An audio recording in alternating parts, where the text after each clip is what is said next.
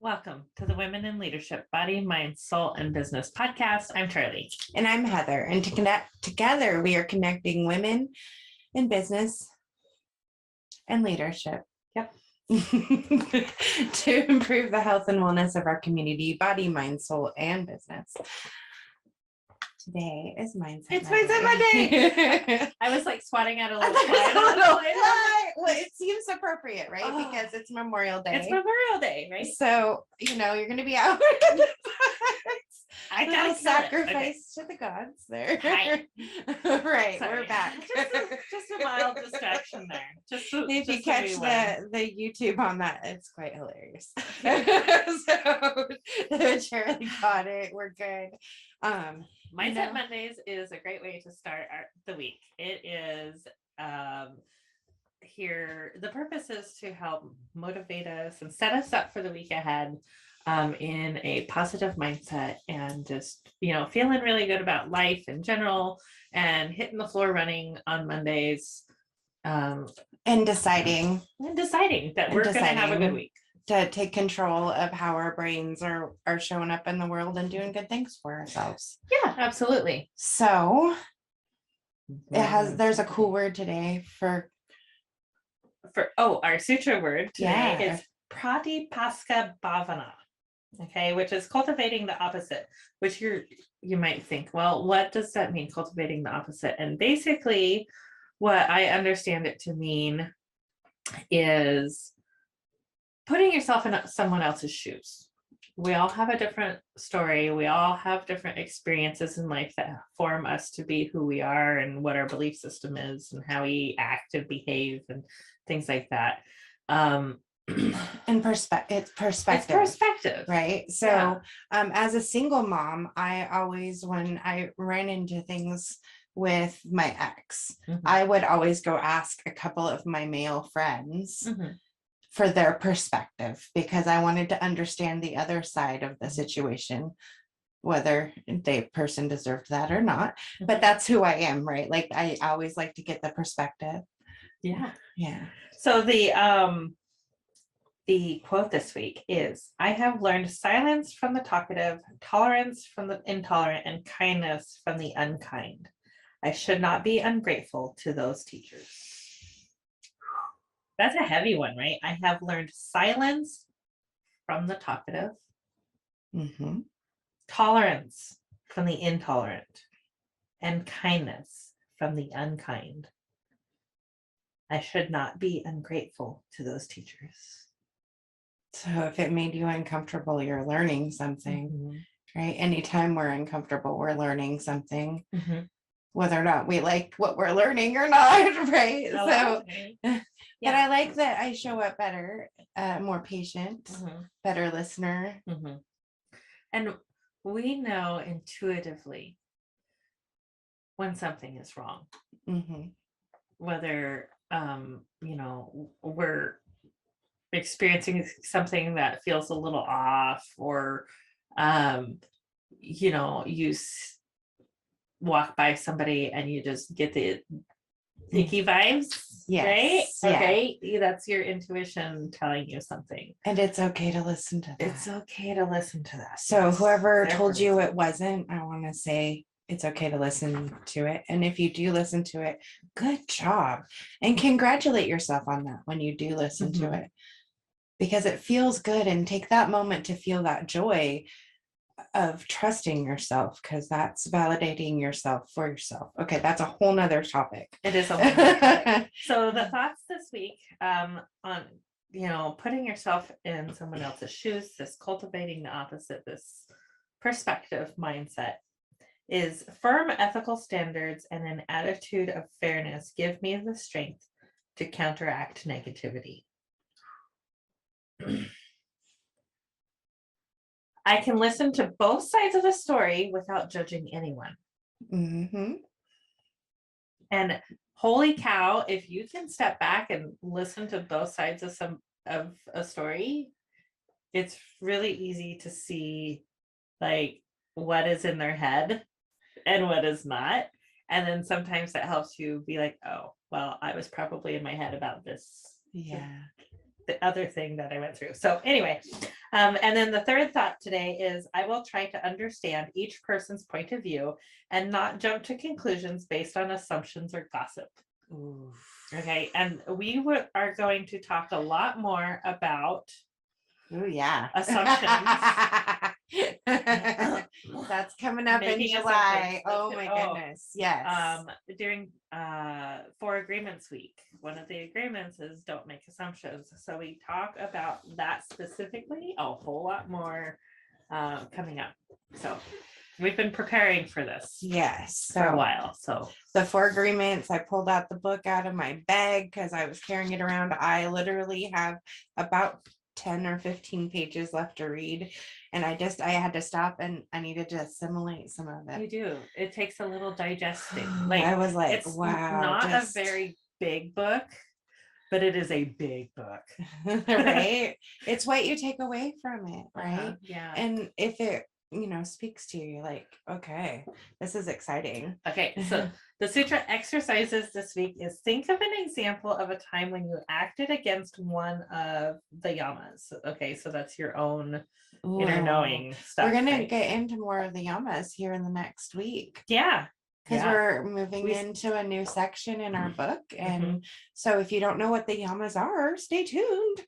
Yeah, fourth. We're getting ready to start part 4 of which is a personal practice, which it gets that's when it starts to get a little more challenging. So, this will be fun, guys. Let's do it. Growth is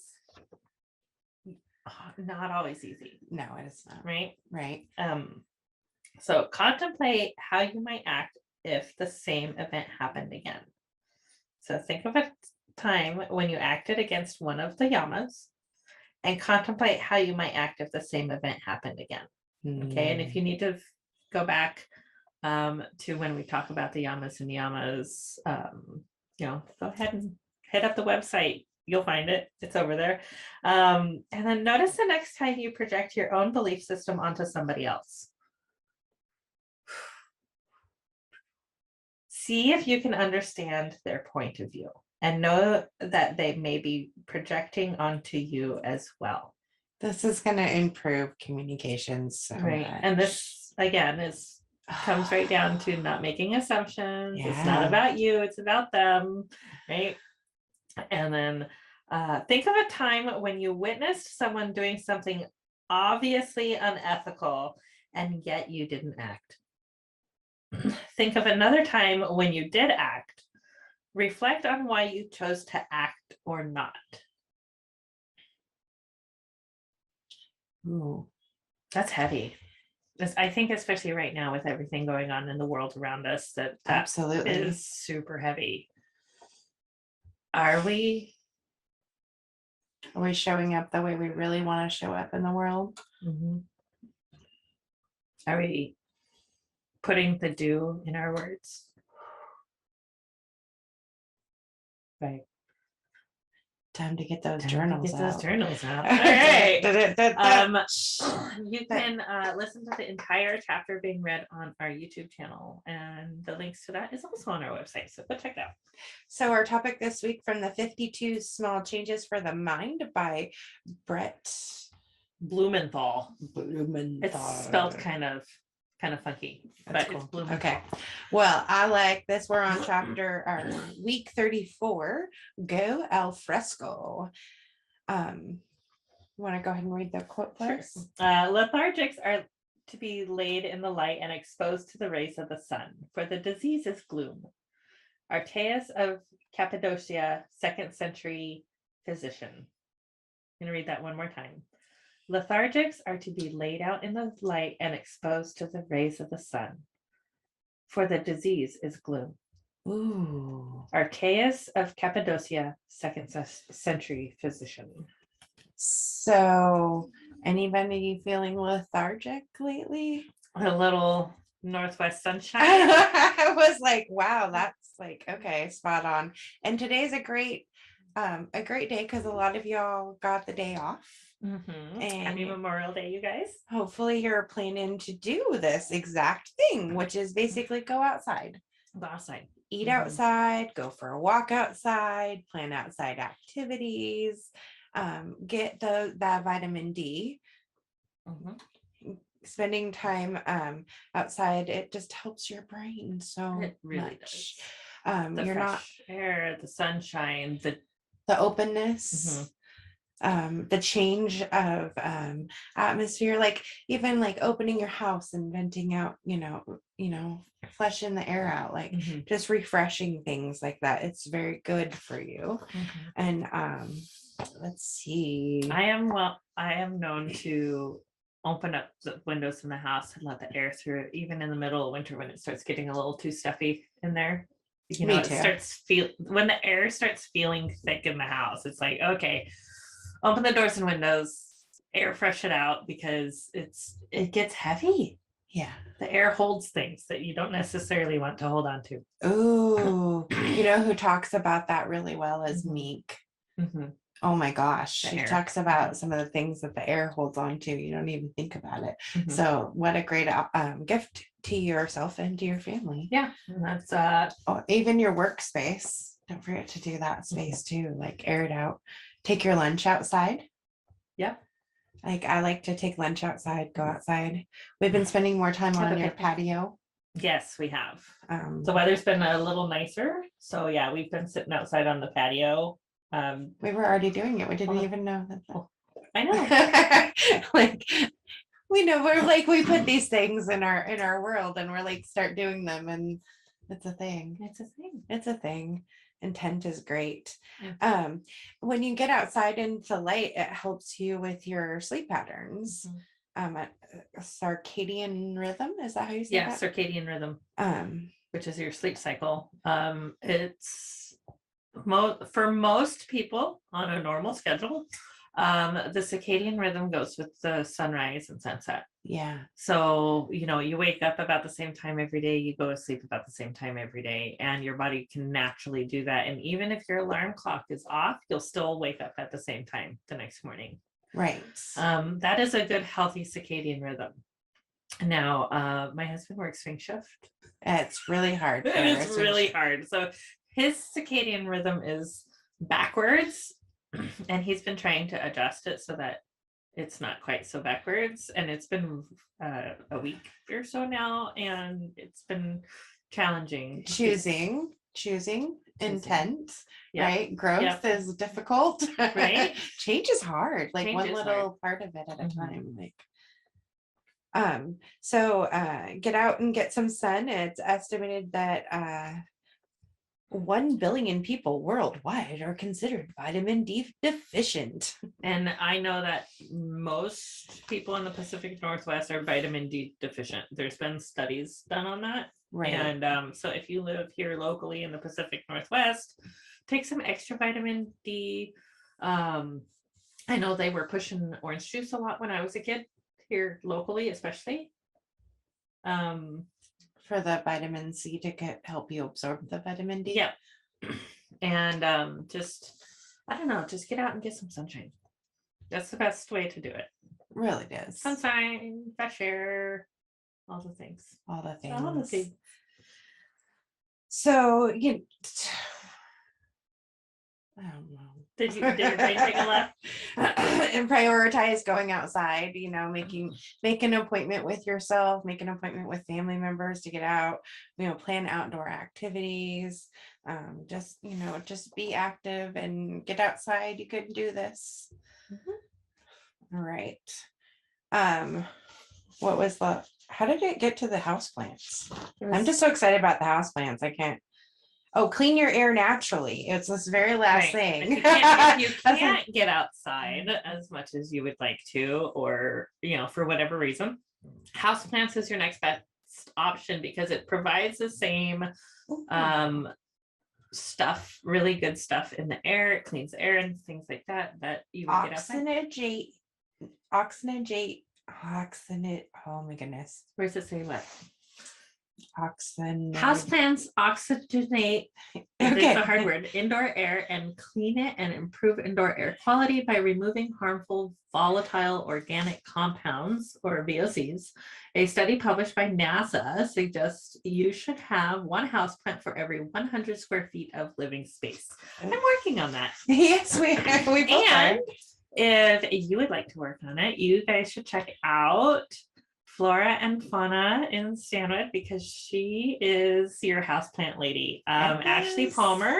So excited. The shop you said is it's so cute. I went down to her shop. She opened up about a little over a week ago.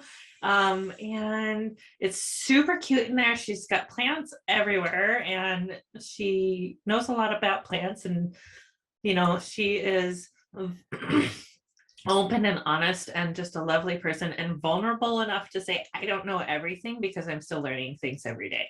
And I love the labels on the plants when they come home with you. Like they tell you like exactly like where you need to put it in the house, how often you need to water it, and it has a cute little story. It's cute. It's really cute. You guys should definitely check it out.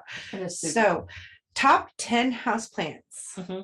Azaleas, bamboo palms, chrysanthemums. I'm feeling like isn't that you feel a little Anna Green Gables? Isn't chrysanthemum one of the words that one of the girls was trying to spell? I think so. And Anne spells it right. Okay. English ivy, Gerber daisies, golden pothos, variegated snake plant, peace lilies, red edge dracaena, and the spider plant. I like the spider plants. Those ones are cute. Those are the grassy ones that have little babies that come out, and then they make new little grassy ones. Little babies. And then you can take those little babies off and plant them to make more spider plants. I like plants that make plants. I do. Propagating is my favorite part of houseplants. Right. I like baby houseplants. Houseplants are so fun. So here in the studio we have 3 little tiny baby plants growing up there, and then we have 3 bigger plants that are actual real plants in here. And then I have been slowly getting a few in the house and seeing if the cat will leave them alone. Right. And we're like, and they're growing and they're getting gorgeous and beautiful. And the little babies that I brought over are getting long and having growth. I'm so excited. One of my favorite things to do is when you or a friend or somebody starts a new job, starts a new phase of life, a new chapter in life, is to get them a plant. Because they can watch that chapter of their life grow with the plant. And it's just super, super awesome. I have this money tree over here that was given to me by a friend, and it was probably about this big, and she gave it to me shortly after I started teaching yoga, right, like 3 months before COVID hit. And then now it sits on the floor and it is probably about this tall. It's doing really well. It's taller than the couch. So, and for me, that has been symbolizing my own growth journey. Wow, it really does. If you stop and think about it, going lean and tall, reaching for the sky, letting all the leaves of expectations fall down. Oh my gosh. Okay. You just totally metaphored the crap out of that. I most certainly did. That was really awesome. I really tapped into that. That was really good. It is very symbolic if you stop and think about that life cycle. And that was what was that our meditation that talked about leaves falling in the cycles. Yes. Cycles. Oh my goodness, look at everything coming together today once again. That's another thing we're trying to bring you guys is, as we go to do more and more pre-recorded podcasts, we are trying to do short lives every day to share our daily meditation with you Monday through Friday. And just spend 5 minutes with you guys every day. So hop on over there, join the conversation, and join us for that meditation. It's just really awesome. So, and we love and appreciate all of you. And we look forward to connecting with more women in leadership. Absolutely. Building more connections and having more people at our table. Thank you so much for joining us today. We love you. Namaste.